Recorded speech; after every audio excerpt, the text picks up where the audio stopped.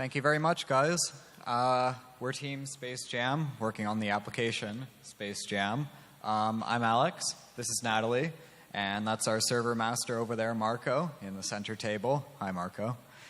Our application was designed to solve the Spot the Station challenge, which is all about getting more data involving people who have spotted the ISS space station, as well as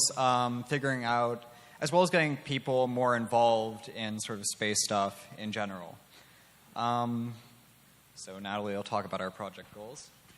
For our goals, we wanted to extend and supplement the existing Spot the Station services, as well as make it presented in a way that was accessible from a variety of devices. So if you were on a mobile or a tablet or a website, it would all work and look more or less consistent.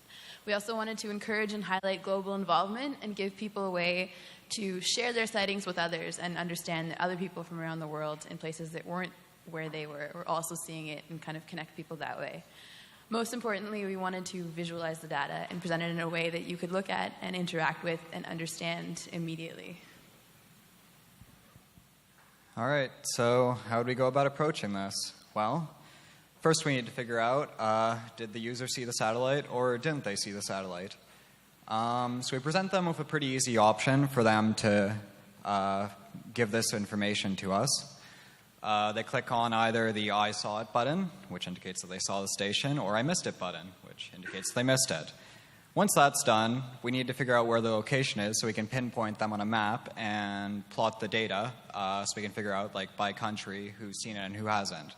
So we ask, using the browser's built-in functionality, what their location is. For this example, we'll presume that the user gives it to us, but if they don't, we could just ask them for a more general location and pinpoint them through there.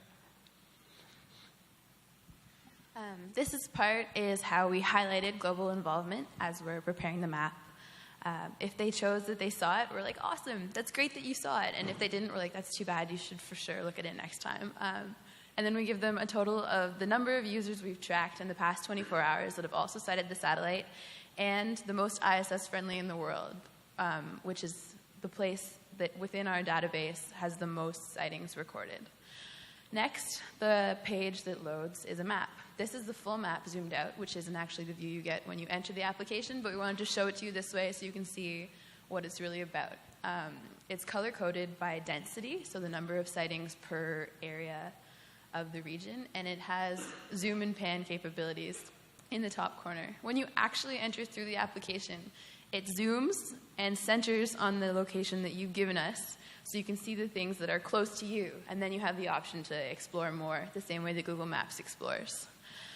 There's also a tooltip that hovers if you go over the region that has the name and the total number of sightings there.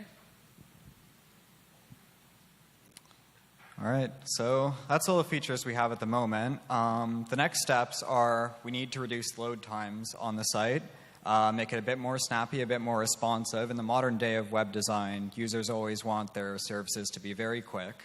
So getting that up would be great.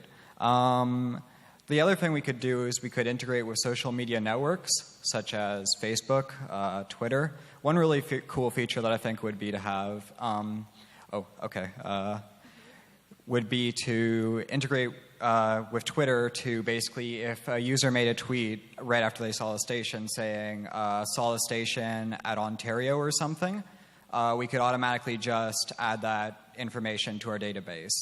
It would also be nice to integrate with Spot the Station and integrate with weather services for a more smoother user experience. Focus on GitHub, visit our service, and come talk to us. Thank you.